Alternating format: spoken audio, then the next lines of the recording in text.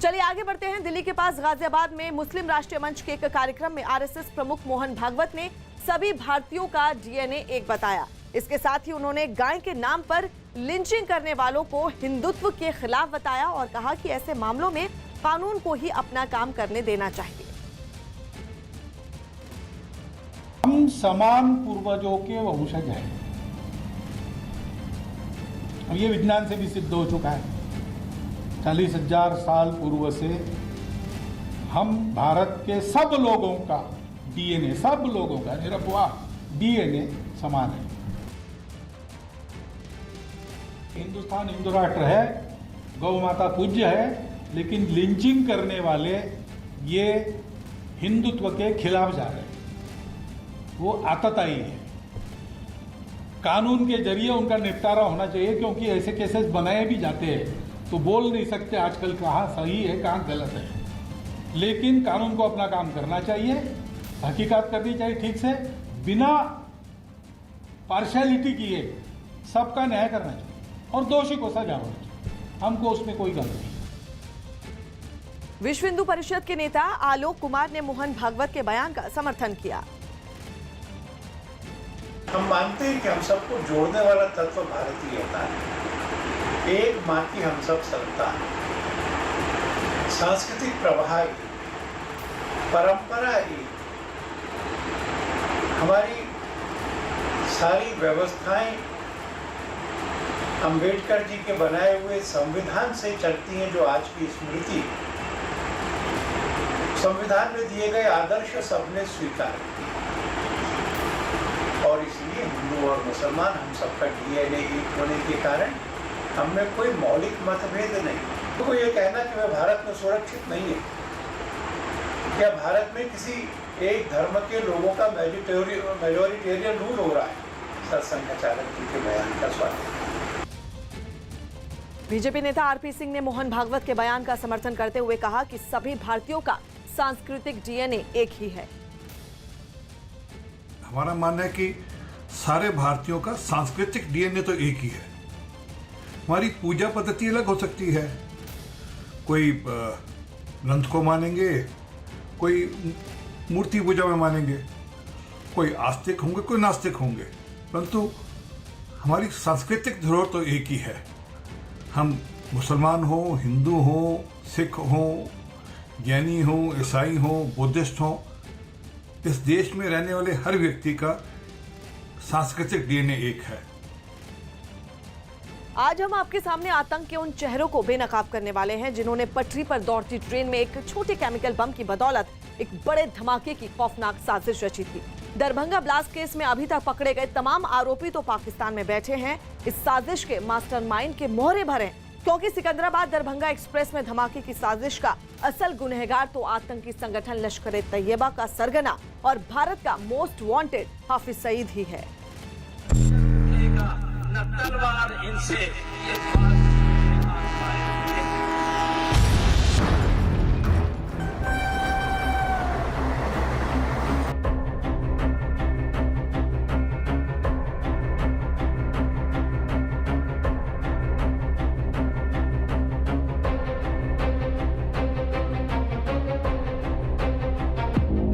Darbhanga blast case में बड़ी साजिश का पर्दाफाश।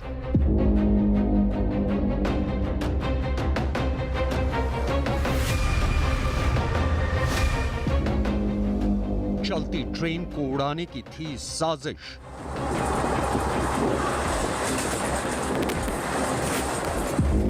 आतंकी ने खोले साजिश के राज।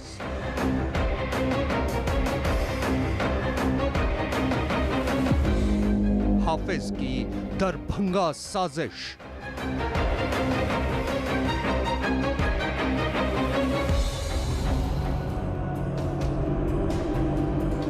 दरभंगा ब्लास्ट केस में गिरफ्तार आतंकी नासिर ने लश्कर-ए-तैयबा के सरगना हाफिज सईद के इशारे पर रची द बर्निंग ट्रेन की खौफनाक साजिश का हर राज एनआईए की टीम की पूछताछ में उगल दिया है।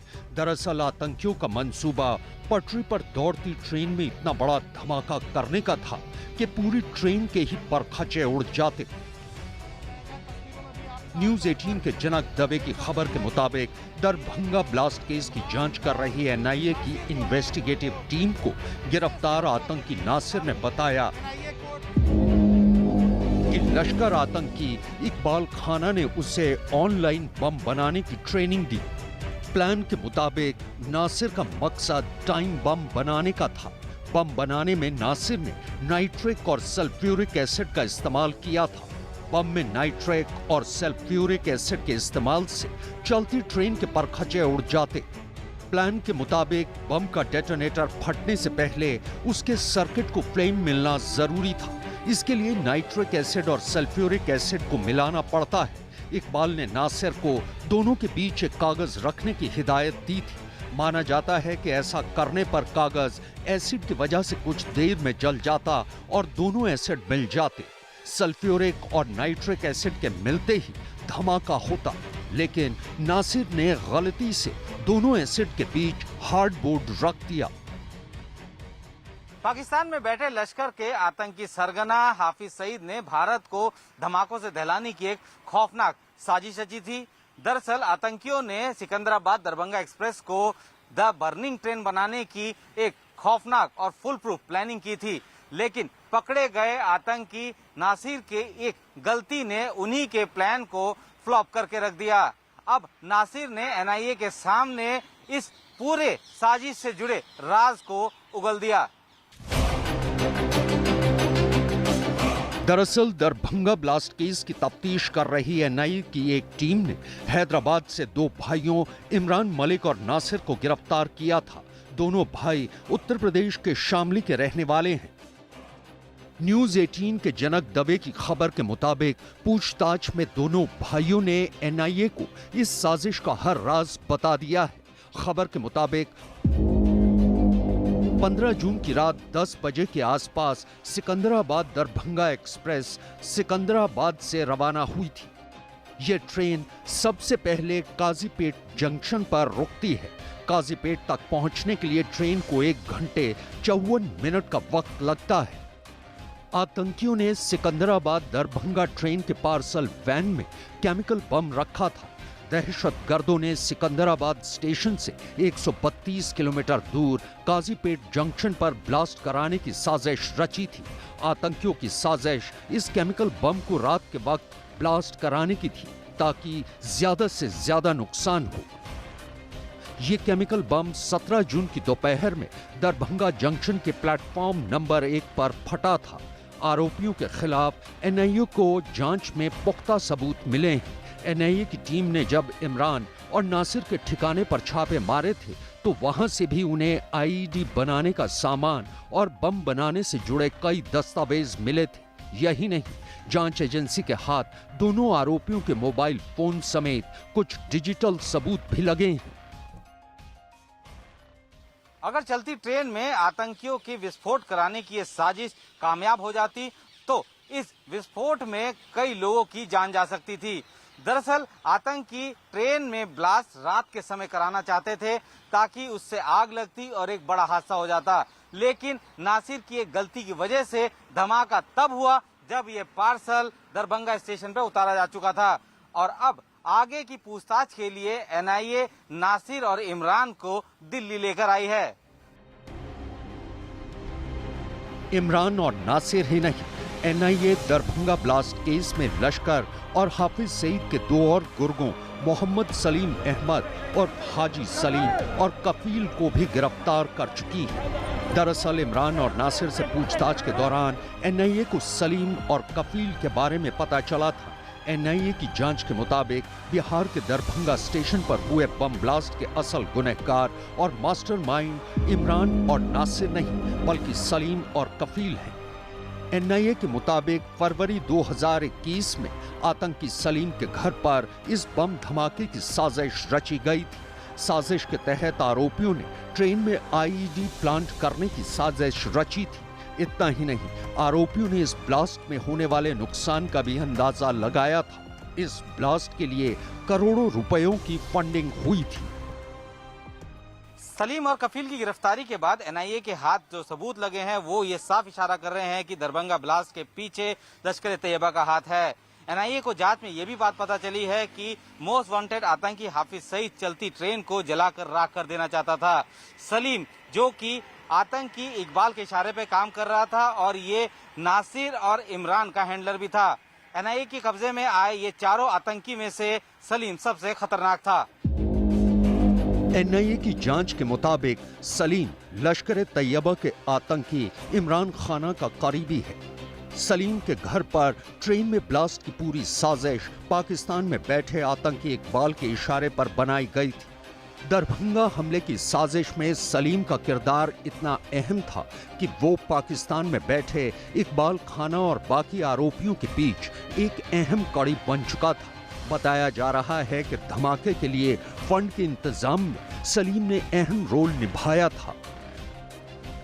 एविडेंस काफ़ी है एनआईए के पास, तो हम ये चूँकि अंदर इन्वेस्टिगेशन है तो इसको अभी डिस्क्लोज डॉक्यूमेंट्स करेंगे नहीं, और इसको ये सलीम को जुडिशियल कस्टडी में ही है। अभी एनआईए ने उसके हम लोग ने मांगा है ये काफिल का 6 दिन का, और 9 तारीख तक मिला है। ये कितनी बड़ी साजिश रची जा रही थी? साजिश तो काफ़ी बड़ी थी, और जब ये ब्लास्ट हो जाता तो काफ़ी जाने जाती। दरअसल न्यूज 18 ने ही आपको सबसे पहले ये बताया था कि दरभंगा स्टेशन बम ब्लास्ट में पाकिस्तानी संगठन लश्कर तैयबा का हाथ है। दरभंगा ब्लास्ट मामले में अब तक 4 गिरफ्तारियां हो चुकी हैं, 2 हैदराबाद से और 2 उत्तर प्रदेश के शामली से। सभी आरोपियों से एनआईए की टीम लगातार पूछताछ कर रही है। इस बात में कोई शक नहीं है कि इस धमाके का कनेक्शन पाकिस्तान, हाफिज सईद और लश्कर तैयबा से है, और जल्द ही एनआईए दरभंगा बम धमाके की साजिश से जुड़े हर किरदार को पूरी दुनिया के सामने बेनकाब कर देगी।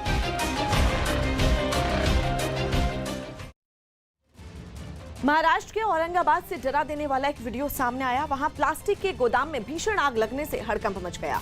दमकल विभाग ने शॉर्ट सर्किट की वजह से आग लगने की आशंका जताई, जिसकी वजह से देखते ही देखते पूरा गोदाम आग की चपेट में आ गया। सामने आई तस्वीरों में वहां से जबरदस्त लपटें निकलती दिखाई दी। बताया गया कि गोदाम में बड़ी मात्रा में प्लास्टिक का सामान रखा था, जिसके आग पकड़ने की वजह से हालात और बिगड़ गए। जानकारी मिलते ही दमकल की कुछ गाड़ियां वहां पहुंची और आग बुझाने की कोशिश शुरू की। हालांकि लपटें इतनी जबरदस्त थी कि दमकल कर्मी उनके आगे जूझते दिखाई दिए। यही नहीं, आग के साथ उठने वाले धुएं ने भी लोगों को डरा दिया। गोदाम से निकल रहे गहरे काले धुएं ने आसपास के पूरे इलाके को ढक दिया। धुएं की वजह से दमकल कर्मियों को भी आग बुझाने में मुश्किलें आईं। हालांकि बाद में किसी तरह आग को आगे बढ़ने से रोका गया, लेकिन तब तक गोदाम में रखा पूरा सामान जलकर राख हो गया। पंजाब में एक और बड़े नेता ने बिजली नीति पर सवाल उठाए हैं। कांग्रेस से ही राज्यसभा सांसद प्रताप सिंह बाजवा ने अपनी ही सरकार पर सवाल उठाए और कहा कि 16 महीने पहले श्वेत पत्र लाने की बात की थी, लेकिन अब तक कुछ नहीं हुआ। बाजवा ने कहा कि श्वेत पत्र लाने के साथ ही एक उपयुक्त निष्कर्ष पहुंच जाना चाहिए था, लेकिन पंजाब के लोग अब इन समझौतों से धोखा नहीं खाएंगे। मुझे ये बताना होगा कि पंजाब सरकार ने मार्च 2020 में इस मुद्दे पर एक श्वेत पत्र का वादा किया था। लगभग 16 महीने बाद भी राज्य की ओर से ऐसी कोई जानकारी नहीं की गई। बाजवा ने यह भी कहा कि पंजाब सरकार को हर घर को 300 यूनिट बिजली फ्री देनी चाहिए। आम आदमी पार्टी के संयोजक अरविंद केजरीवाल ने पिछले दिनों चंडीगढ़ में पंजाब में आम आदमी की सरकार बनने पर लोगों से 300 यूनिट फ्री बिजली का वादा किया था। नवजोत सिंह सिद्धू ने भी पंजाब में बिजली संकट पर ट्वीट किया और अपने ट्वीट में लिखा कि पंजाब सरकार पहले से ही 9,000 करोड़ की सब्सिडी देती है, लेकिन हमें घरेलू और इंडस्ट्रियल उपभोक्ताओं को 10 से 12 रुपए प्रति यूनिट सरचार्ज के बजाय 3 से 5 रुपए प्रति यूनिट की दर से बिजली देनी चाहिए। इसके साथ ही 24 घंटे की सप्लाई, कोई पावर कट नहीं और 300 यूनिट तक फ्री में बिजली दी जानी चाहिए। इसे आसानी से पाया जा सकता है। सिद्धू ने ट्वीट में आगे लिखा कि आइए हम कांग्रेस हाईकमान के प्रो पीपल 18 पॉइंट एजेंडा से शुरू करें और पंजाब विधानसभा में नए विधान के माध्यम से बिना किसी निश्चित शुल्क के नेशनल पावर एक्सचेंज के अनुसार दरें तय करके बादल के हस्ताक्षर वाले बिजली खरीद समझौतों से छुटकारा पाए।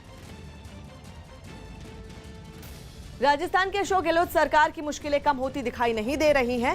कोरोना काल में पहले ही वैक्सीन की बर्बादी का आरोप झेल चुकी सरकार के सामने अब ऑक्सीजन कॉन्सेंट्रेटर की खरीद का मामला गले की फांस बन गया है। बीजेपी ने आरोप लगाया कि कोरोना की दूसरी लहर के दौरान ऑक्सीजन कॉन्सेंट्रेटर की खरीद में जमकर भ्रष्टाचार हुआ।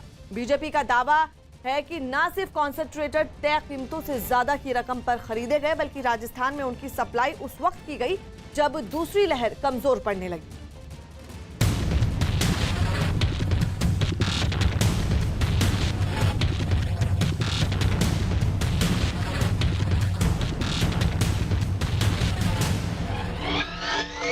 राजस्थान सरकार पर गंभीर आरोप।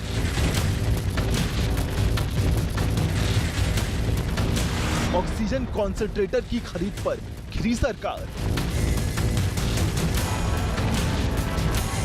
बीजेपी ने लगाया भ्रष्टाचार का आरोप। क्या महंगे दामों पर हुई ऑक्सीजन कॉन्सेंट्रेटर की खरीद?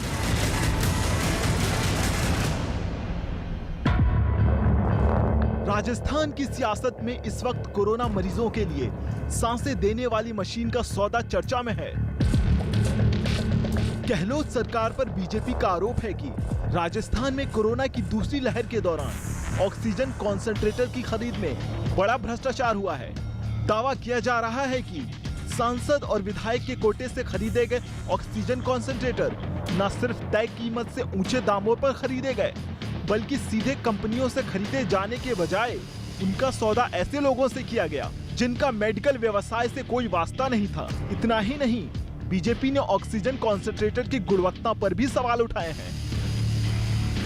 खिलौने टाइप में है, वो किसी मरीज के काम नहीं आ सकते, इसलिए कबाड़ में जाने वाले हैं। तो सीधे सीधे सरकार को 25 लाख विधायक कोष का इसमें चूना लगाया और इस वजह से मैंने ये आपत्ति की थी। और आज मीडिया के माध्यम से, सब माध्यम से जब ये चीजें आई तो जांच हो रही है अभी।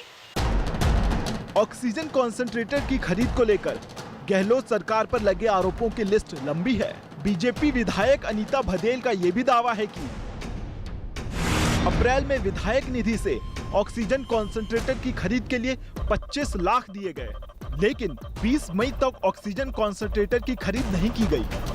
ऑक्सीजन कॉन्सेंट्रेटर को उस वक्त खरीदा गया जब दूसरी लहर कमजोर पड़ने लगी। इतना ही नहीं, बीजेपी का यह भी दावा है कि 10 लीटर के ऑक्सीजन कॉन्सेंट्रेटर की जगह 2 लीटर वाले ऑक्सीजन कॉन्सेंट्रेटर खरीदे गए। इन कॉन्सेंट्रेटर की कीमत 83,000 रुपए थी। विधायक अनीता भदेल के मुताबिक 2 लीटर के ऑक्सीजन कॉन्सेंट्रेटर कोरोना मरीजों के लिए किसी काम के नहीं है। कोरोना मरीजों के लिए कम से कम 10 लीटर ऑक्सीजन फ्लो की जरूरत होती है। 2 लीटर वाले ऑक्सीजन कॉन्सेंट्रेटर 24 घंटे भी नहीं चलते। कोरोना काल में गहलोत सरकार पर लगे इन आरोपों के बीच न्यूज़ 18 ने भी सच जानने की कोशिश की। ये जो है, ये किससे सांसद कोटे से खरीदे गए आए? ये सांसद कोटे के, पर आपके पास भिजवाए गए हैं। इनका कोई रिकॉर्ड भिजवाया आपके पास में? कितने की परचेज है, क्या क्वालिटी? नहीं, ये बिल वगैरह हमारे पास नहीं आते हैं। हमारे पास तो मैसेज आते हैं कि सांसद कोटे से इतने कंसंट्रेटर है, आप उनको रिसीव कर लें, हम रिसीव कर लेते हैं। ये जो ऑक्सीजन कंसंट्रेटर है, भागीरथ चौधरी जो अजमेर के सांसद है, उन्होंने की ओर से दिए गए 85,000 एक की कॉस्ट खरीद, जिसमें खरीद हुई है, और मार्केट की जो इसकी वैल्यू है तकरीबन ये 50,000 के आसपास है। तो सवाल इसी बात को लेकर उठा है कि जो ऑक्सीजन कंसंट्रेटर की खरीद हुई है उनकी कीमत पर सबसे बड़ा सवाल खड़ा हुआ। ऐसे ही कई ऑक्सीजन कंसंट्रेटर हैं जो 1 लाख से ऊपर की कीमत में भी खरीदे गए। हालांकि अलग अलग तरीके की सफाई है कि पैंडेमिक थी, उस दौरान ज़रूरत ज़्यादा थी, लेकिन सवाल तो खड़े होंगे। दावा ये भी किया जा रहा है कि राजस्थान में ऑक्सीजन कॉन्सेंट्रेटर की जो खरीद हुई उसमें चीन की कंपनी में बने हुए कॉन्सेंट्रेटर भी शामिल हैं। मुसीबत यह है कि इन ऑक्सीजन कॉन्सेंट्रेटर को ऑपरेट करने वाली भाषा चीनी है, जिसकी वजह से मेडिकल स्टाफ को मुश्किलों का सामना करना पड़ रहा है। कोटा के तालेड़ा अस्पताल में जो ऑक्सीजन कॉन्सेंट्रेटर भेजे गए हैं उनको चलाने के निर्देश भी चीनी भाषा में लिखे गए हैं। बीजेपी का यह भी कहना है कि बाजार में जो ऑक्सीजन कॉन्सेंट्रेटर 35,000 रुपए में मिल सकते थे, उन्हें राजस्थान सरकार के स्वास्थ्य महकमे की तरफ से खरीदने के लिए 1 लाख रुपए की कीमत चुकाई गई।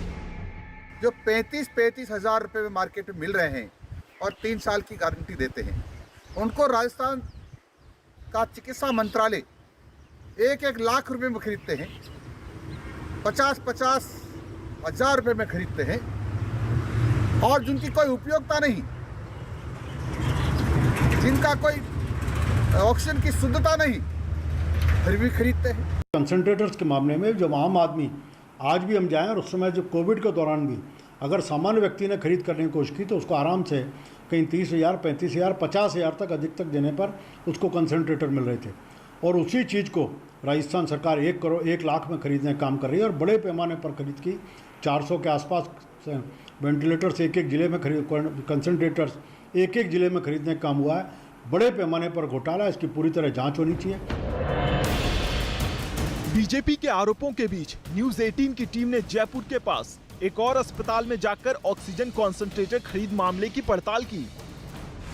संगत सिंह जी, ये कब आया आपके पास में ऑक्सीजन कंसंट्रेटर और कितने आए हैं? ये लगभग 40-45 दिन पहले। और ये चाइनीज मेड है? चाइनी मेड इन चाइना। कितने का है ये? आपको रिसिप्ट मिली इसकी? रिसिप्ट नहीं दी गई हमें। इस पे जो प्राइस लिखी हुई है वो 59,999 रुपये। उधर राजस्थान सरकार में परिवहन मंत्री प्रताप खाचरियावास ने सरकार पर लगे आरोपों को बेबुनियाद बताया है।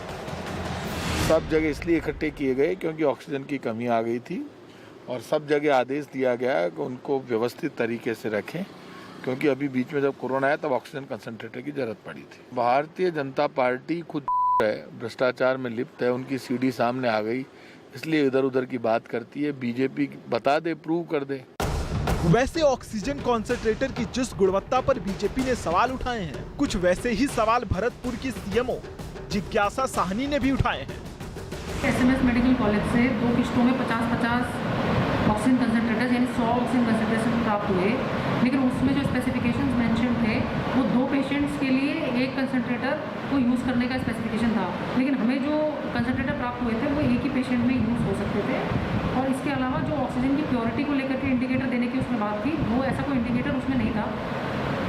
उसमें सिर्फ ये मेंशन था कि वो 93% की प्योरिटी देगा, लेकिन कहीं से भी हम ये नहीं पता लगा पा रहे थे कि वो 93% दे रहा है या 85 से 93% के बीच में अगर ऑक्सीजन डिलीवर हो रही है तो वो हमें कैसे पता चलेगा। इन बिंदुओं को लेकर के ही हमने स्पेसिफिकेशन पर नोट डाला था। हालांकि जिला स्वास्थ्य अधिकारी का दावा है कि सिर्फ यूएस से आए कॉन्सेंट्रेटर में कुछ खामियां थी, जिन्हें बाद में दूर कर लिया गया था।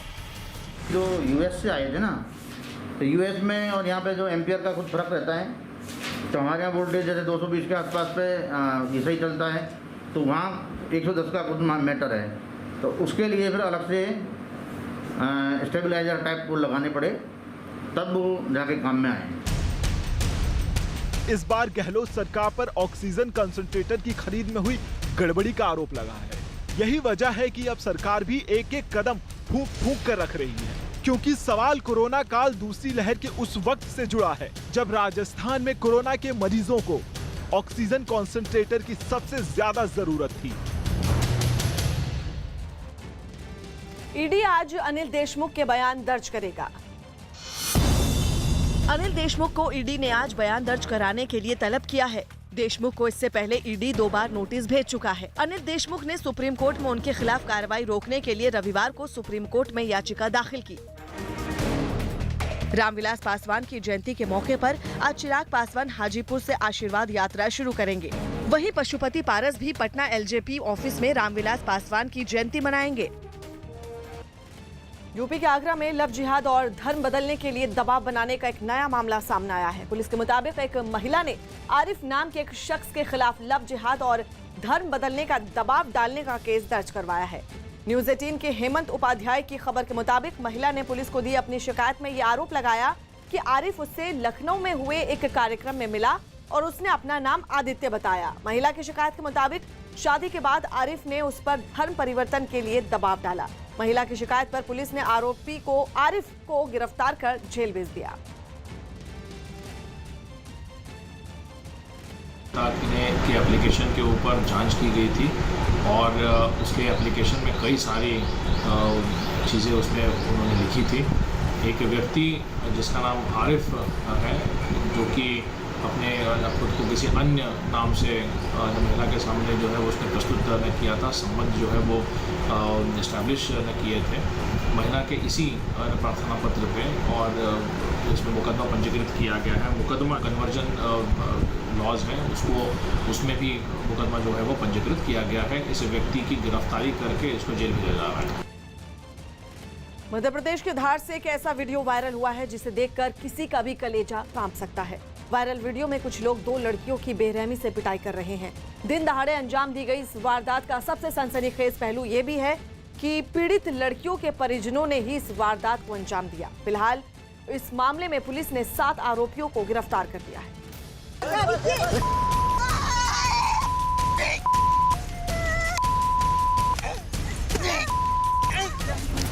एक खौफनाक वारदात, दिन दहाड़े बेरहमी से पिटाई,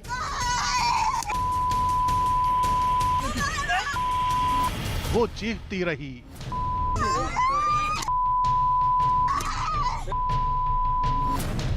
वो बर्बरता से पीटते रहे।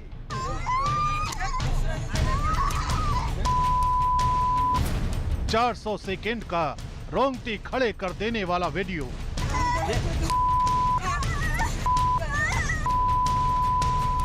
ये तस्वीरें देखकर किसी का भी कलेजा कांप सकता है।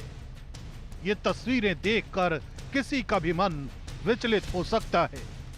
2 लड़कियां रहम की भीख मांग रही हैं, लेकिन लोग इनकी बेरहमी से पिटाई कर रहे हैं। मध्य प्रदेश के धार से आई ये तस्वीरें इंसान के रूप में उन शैतानों की हैं जिन्होंने दिन दहाड़े इस जघन्य वारदात को अंजाम दिया।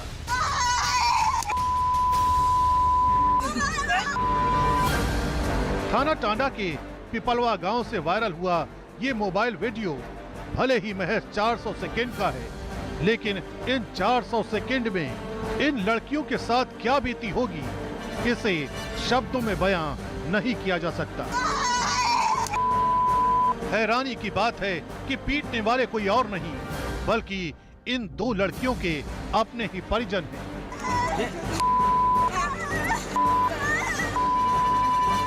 कभी इन बेबस और लाचार लड़कियों की डंडों से पिटाई की गई, तो कभी बेरहमी से इनके ऊपर लात और घूंसों से हमला किया गया। इस दौरान मौके पर मौजूद किसी भी शख्स ने दिन दहाड़े अंजाम दी गई इस वारदात को रोकने की कोशिश नहीं की। हर कोई इस खौफनाक वारदात का चश्मदीद बना रहा, लेकिन किसी ने भी इस बात की हिम्मत नहीं जुटाई कि इस पिटाई को रोक सके। वीडियो बनाने वाला शख्स भी लगातार इस वारदात को देखकर हंसता रहा।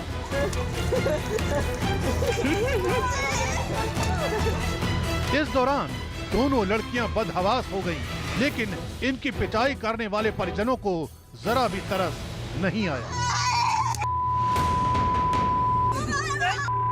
बताया जा रहा है कि ये लड़कियां फोन पर अपने मामा के बेटों से बात करती थी और यही बात इन दोनों लड़कियों के परिवार वालों को नागवार गुजरी। अपने मामा के बेटों से फोन पर बात करने की इन्हें इतनी भारी कीमत चुकानी पड़ेगी, इसका यकीन शायद इन्हें भी नहीं होगा। फिलहाल पुलिस ने इस मामले में 7 आरोपियों को गिरफ्तार कर लिया है।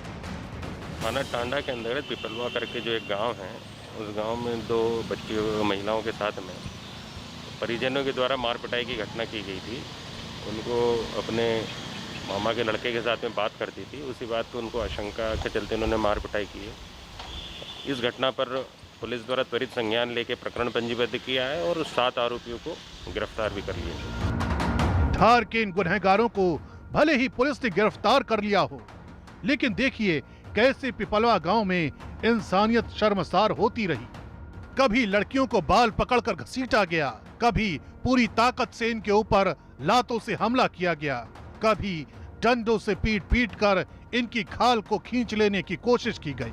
हैवानियत भरे इस वीडियो में जितने गुनहगार लड़कियों के परिवार वाले हैं, उतने ही गुनहगार वो लोग भी हैं जो इस खौफनाक वारदात को अपनी आंखों के सामने होता देखते रहे।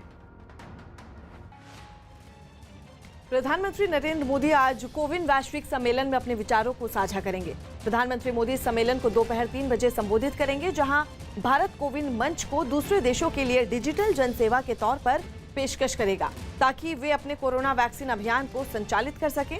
आपको बता दें, कनाडा, मैक्सिको, नाइजीरिया, पनामा और उगांडा सहित करीब 50 देशों ने टीकाकरण अभियान के लिए डिजिटल मंच कोविन को अपनाने में रुचि दिखाई है।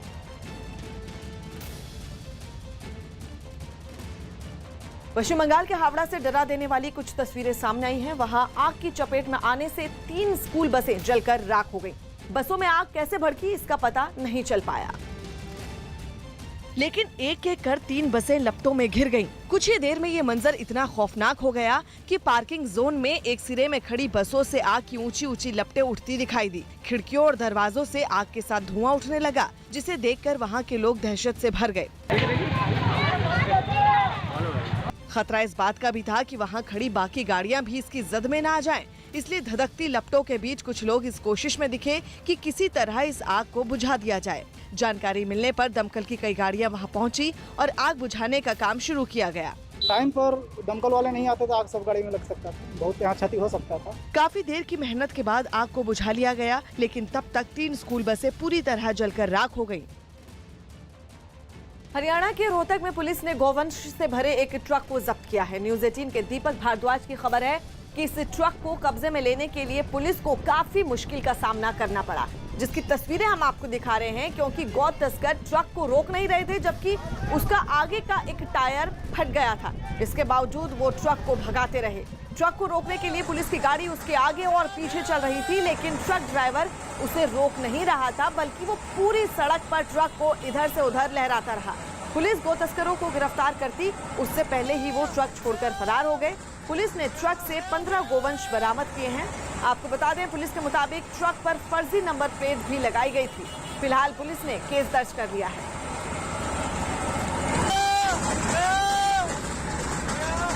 हरियाणा के रोहतक का ये पूरा मामला, जहां पुलिस ने गोवंश से भरे एक ट्रक को जब्त किया, और आपको तस्वीर हम आपको दिखा रहे हैं कि इस ट्रक को पकड़ना पुलिस के लिए कितना मुश्किल भरा था, क्योंकि जो ड्राइवर है वो ट्रक नहीं रोक रहा था, बावजूद इसके कि ट्रक का एक टायर भी फट गया था, लेकिन वो ड्राइवर ट्रक को भगाता रहा। ट्रक को रोकने के लिए पुलिस की गाड़ी उसके आगे और पीछे चल रही थी, लेकिन ड्राइवर उसे रोक नहीं रहा था, बल्कि पूरी सड़क पे इधर से उधर ट्रक को लहरा रहा था। आपको बता दें, पुलिस गौ तस्करों को गिरफ्तार करती उससे पहले वो ड्राइवर और बाकी लोग ट्रक को छोड़कर वहां से फरार हो गए।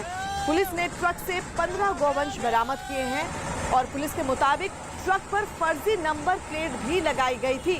पुलिस ने इस पूरे मामले में फिलहाल केस दर्ज कर लिया है।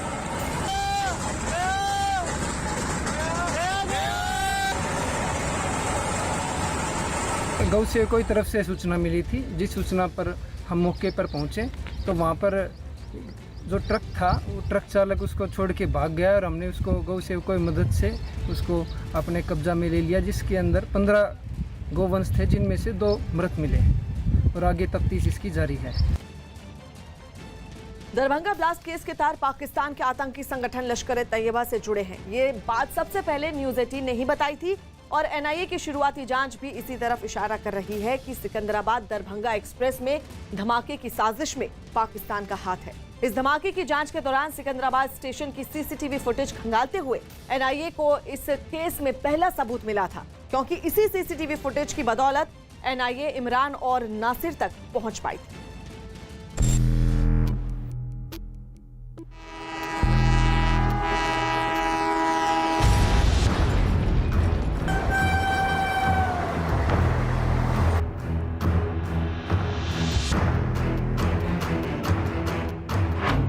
हाफिज की बर्निंग ट्रेन वाली साजिश बेनकाब।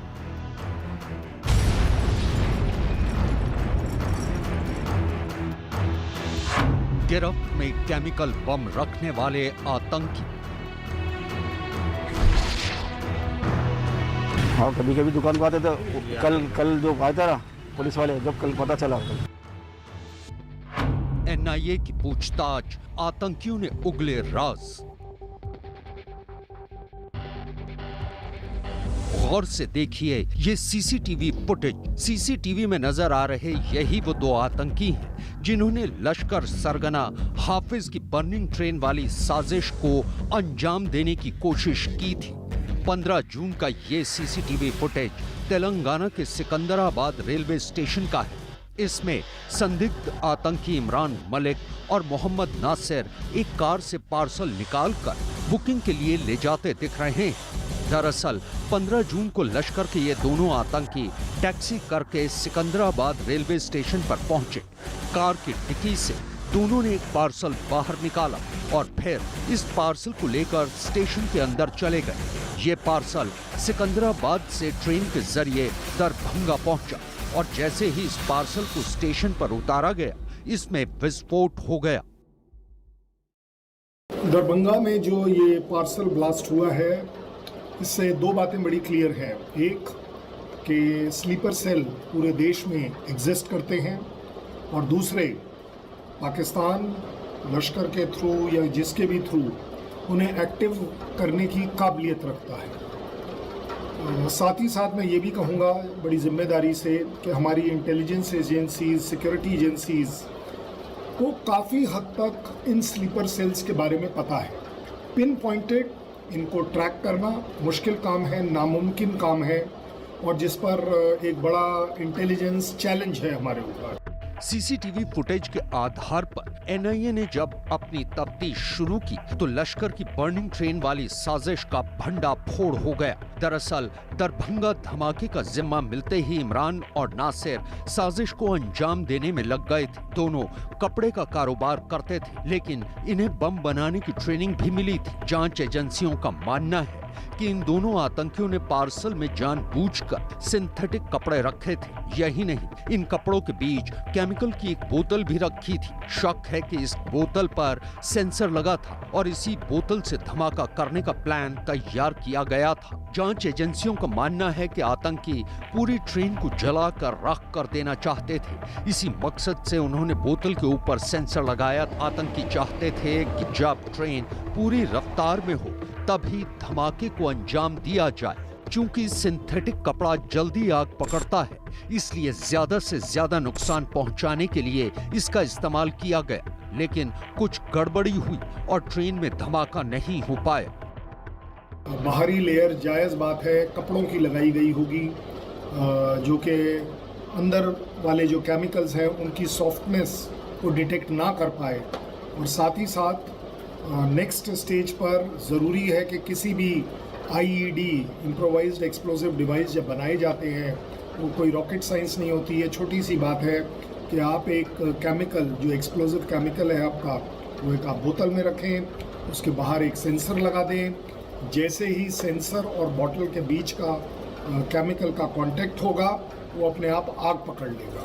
एनआईए की अब तक की जांच में ये पता चला है कि आतंकी मोहम्मद नासिर 3 बार पाकिस्तान गया था और वहीं से केमिकल बम बनाना सीखा था। इसी तकनीक के जरिए ये आतंकी चलती ट्रेन में भी बड़ी वारदात को अंजाम देना चाहते थे, लेकिन उनके मंसूबे नाकामयाब हो गए। एनआईए इनसे पूछताछ कर रही है, लेकिन सवाल ये है कि हाफिज के 2 शैतान जांच एजेंसियों के राडार पर आए कैसे? इन्हें कैसे दबोचकर सलाखों के पीछे पहुंचाया गया?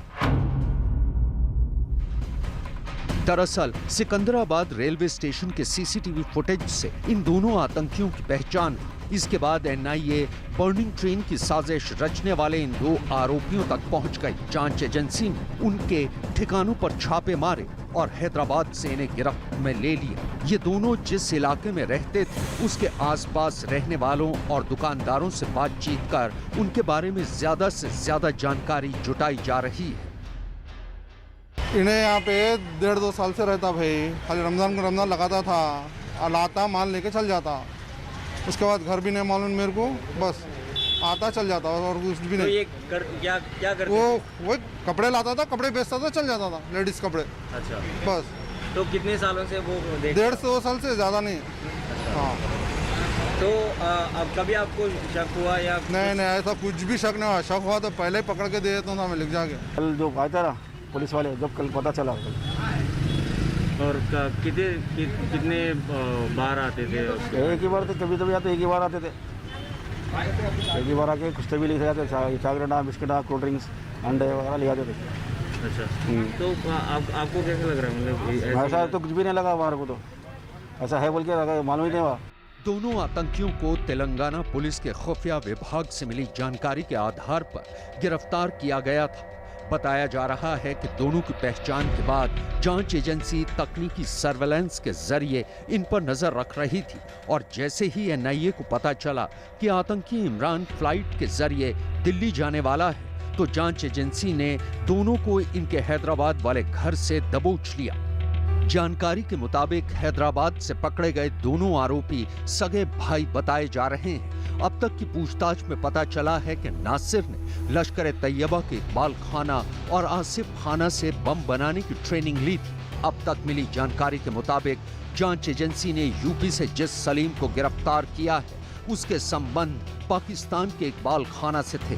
दरभंगा में धमाके की जिम्मेदारी आईएसआई ने सलीम को दी थी और सलीम ने इस काम को अंजाम तक पहुंचाने की जिम्मेदारी हैदराबाद में रहने वाले दोनों भाइयों इमरान और नासिर को दी थी। खबर तो ये भी है कि सलीम को दरभंगा ट्रेन ब्लास्ट के लिए पाकिस्तान से हवाला के जरिए 1,60,000 रुपए भी मिले थे। इमरान और नासिर इससे पहले प्रतिबंधित संगठन सिमी के लिए भी काम कर चुके हैं और सिकंदराबाद दरभंगा एक्सप्रेस में धमाके से दहलाने के लिए इन दोनों को एक मोटी रकम दी गई थी। यही नहीं, ये भी पता चला है कि ये दोनों आतंकी दरभंगा के बाद भारत के दूसरे शहरों में भी ऐसी ही आतंकी वारदात को अंजाम देने की फिराक में थे। लश्कर के एक्टिव आतंकवादी जो उसके हैंडलर्स हैं पाकिस्तान में, जिस तरीके से वो अपने ऑपरेटिव्स को इस्तेमाल करते हैं और साथ ही साथ स्लीपर सेल को एक्टिवेट करते हैं, ये एक बड़ा चैलेंज है। इसके पीछे हाफिज सईद का अगर हाथ है तो मुझे लगता है कि हमें जड़ पर अगर जाएं और अगर जड़ में हाफिज सईद हैं तो मुझे लगता है जड़ का इलाज होना बहुत ज़रूरी है। दरभंगा धमाके के पीछे पाकिस्तान के आतंकी संगठन लश्कर तैयबा के हाथ होने का शक तो पहले से था, लेकिन अब इसके सबूत मिल चुके हैं। माना जा रहा है कि हैदराबाद से पकड़े गए नासिर और इमरान से पूछताछ के बाद अभी और कई सनसनीखेज राज बाहर आ सकते हैं, यानी इस साजिश से जुड़े कुछ और चेहरे भी बेनकाब हो सकते हैं। इसके अलावा भारत के अलग अलग जगहों में छिपे लश्कर के स्लीपर सेल का भंडाफोड़ भी हो सकता है। दिल्ली पुलिस ने कार चोरी करने वाले गिरोह के 2 आरोपियों को गिरफ्तार किया है। इनमें एक आरोपी शौकत जम्मू कश्मीर के बारामूला का रहने वाला है। न्यूज़ 18 के आनंद तिवारी की खबर है कि दिल्ली पुलिस चोरी की गई गाड़ियों के आतंकी घटनाओं में इस्तेमाल की जांच करेगी। पुलिस के मुताबिक दिल्ली के पहाड़गंज से पकड़ा गया शौकत जम्मू कश्मीर से बाकायदा फ्लाइट से दिल्ली आता था और यहां चोरी की गाड़ियां दूसरे पकड़े गए आरोपी मोहम्मद जुबैर से खरीदता था, जो यूपी के शामली का रहने वाला है। खरीदी गई चोरी की गाड़ियों को खुद ड्राइव करके शौकत जम्मू कश्मीर ले जाता और वहां जम्मू कश्मीर की फर्जी नंबर प्लेट्स उन गाड़ियों में लगाकर बेच दिया करता था। पुलिस के मुताबिक शौकत अब तक 100 से अधिक गाड़ियों को बेच चुका है। अब दिल्ली पुलिस इस बात की जांच करेगी कि कहीं चोरी की इन गाड़ियों का इस्तेमाल आतंकी घटनाओं के लिए तो नहीं किया जाता था। इसकी जांच के लिए दिल्ली पुलिस की एक टीम जम्मू कश्मीर भी जाएगी। बड़ी खबर आपको बता दें, दिल्ली से चोरी की गाड़ियों के कश्मीर में आतंकी घटनाओं में इस्तेमाल की आशंका में शौकत नाम के एक शख्स को गिरफ्तार किया गया है। और आपको बता दें कि शौकत जम्मू कश्मीर के बारामूला का रहने वाला है और दिल्ली पुलिस चोरी की गई गाड़ियों के आतंकी घटनाओं में इस्तेमाल की जांच करेगी। पुलिस के मुताबिक दिल्ली के पहाड़गंज से शौकत पकड़ा गया, जो जम्मू कश्मीर से बाकायदा फ्लाइट से दिल्ली आता था और यहां चोरी की गाड़ियां दूसरे पकड़े गए आरोपी मोहम्मद जुबैर से खरीदता था, जो यूपी के शामली का रहने वाला है। और खरीदी गई चोरी की गाड़ियों को खुद ड्राइव करके शौकत जम्मू कश्मीर ले जाता था और वहां पर फर्जी नंबर प्लेट्स उन गाड़ियों पर लगाकर उनको बेचता था। पुलिस के मुताबिक शौकत अब तक 100 से ज्यादा गाड़ियों को बेच चुका है। दिल्ली से चोरी की गई गाड़ियों के कश्मीर में आतंकी घटनाओं में इस्तेमाल की आशंका जताई गई। दिल्ली से चोरी हुई कारों के कश्मीर में आतंकी घटनाओं में इस्तेमाल की आशंका की जांच करने के लिए दिल्ली पुलिस की एक टीम जल्द ही जम्मू कश्मीर जाएगी। जम्मू के बारामूला के रहने वाले शौकत अहमद को सेंट्रल दिल्ली पुलिस ने गिरफ्तार किया, जिस पर दिल्ली से चोरी हुई गाड़ियों को जम्मू कश्मीर में बेचने का आरोप है। बिहार के पूर्णिया में कनकई नदी में उफान में प्राथमिक स्कूल की इमारत का एक हिस्सा समा गया। महज कुछ ही सेकंड में स्कूल की इमारत का पीछे का हिस्सा नदी के कटान में तिनके की तरह बह गया। हरियाणा में लॉकडाउन को और एक हफ्ते यानी 12 जुलाई तक बढ़ा दिया है। इससे पहले हरियाणा में 5 जुलाई तक लॉकडाउन बढ़ाया गया था। हरियाणा में आंगनबाड़ी केंद्र और क्रैच केंद्र 31 जुलाई 2021 तक बंद रहेंगे। हरियाणा के सोनीपत में पुलिस ने नकली रेमडेसिविर इंजेक्शन मामले में 4 लोगों को गिरफ्तार किया। इनके पास से पुलिस ने 48 लाख की नकदी बरामद की है। बताया जा रहा है कि आरोपियों ने 5 करोड़ के नकली इंजेक्शन बेच डाले। 5 करोड़ 5 CR इन्होंने कमाए और हमने 48 लाख रुपीस रिकवर किए हैं। यूपी जिला पंचायत अध्यक्ष चुनावों के नतीजे आने के बाद AIMIM प्रमुख असदुद्दीन ओवैसी ने ट्वीट करके बीजेपी पर निशाना साधा। AIMIM ने अगले साल होने वाले यूपी चुनावों में लड़ने का ऐलान किया। असदुद्दीन ओवैसी ने ट्वीट किया और अपने ट्वीट में लिखा कि उत्तर प्रदेश के 19% आबादी वाले मुसलमानों का एक भी जिला अध्यक्ष नहीं है। मंसूबाबंद तरीके से हमें सियासी, माशी और सामाजिक तौर पर दूसरे दर्जे का शहरी बना दिया है। अब तो हमें एक नई सियासी तदबीर अपनाना ही होगा। जब तक हमारी आज़ाद सियासी आवाज़ नहीं होगी तब तक हमारे मसाइल हल नहीं होने वाले। बीजेपी से डरना नहीं है बल्कि जमहूरी तरीके से लड़ना है। दिल्ली में कोरोना के मामले और कम होने के बाद कुछ और पाबंदियों में छूट मिली है। दिल्ली में आज से स्टेडियम और स्पोर्ट्स कॉम्प्लेक्स खोले जाने की इजाजत दी गई है। हालांकि दर्शकों को फिलहाल एंट्री नहीं मिलेगी, तो वहीं रेस्टोरेंट सुबह 8 बजे से रात 10 बजे तक और बार दोपहर 12 बजे से रात 10 बजे तक खुले रह सकेंगे।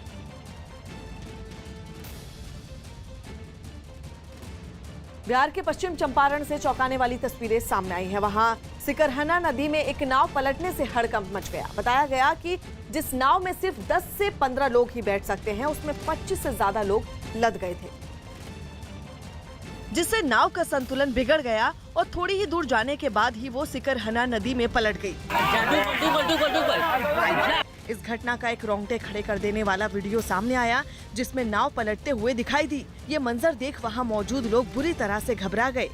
उफनती नदी में हुए इस हादसे के बाद वहां दहशत का माहौल बन गया।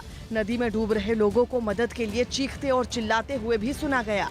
कुछ लोग जो नदी के किनारे ये सब देख रहे थे, उन्होंने अपनी जान की परवाह किए बिना नदी में डूबते लोगों को बचाने के लिए उसमें कूद गए। नाव किनारे के पास ही पलटी थी, इसलिए कुछ लोग तैरकर अपनी जान बचाने में कामयाब हो गए। जिन लोगों को तैरना नहीं आता था, उन्हें नदी के किनारे खड़े लोगों ने जान जोखिम में डालकर बाहर निकाल लिया। हादसे की चपेट में आए लोग पश्चिम चंपारण के नरकटियागंज के रहने वाले हैं। बताया गया कि बाढ़ की वजह से शहर को जोड़ने वाली सभी सड़कें डूब गई हैं और इन लोगों के पास आने जाने के लिए सिर्फ नाव का ही एक सहारा है।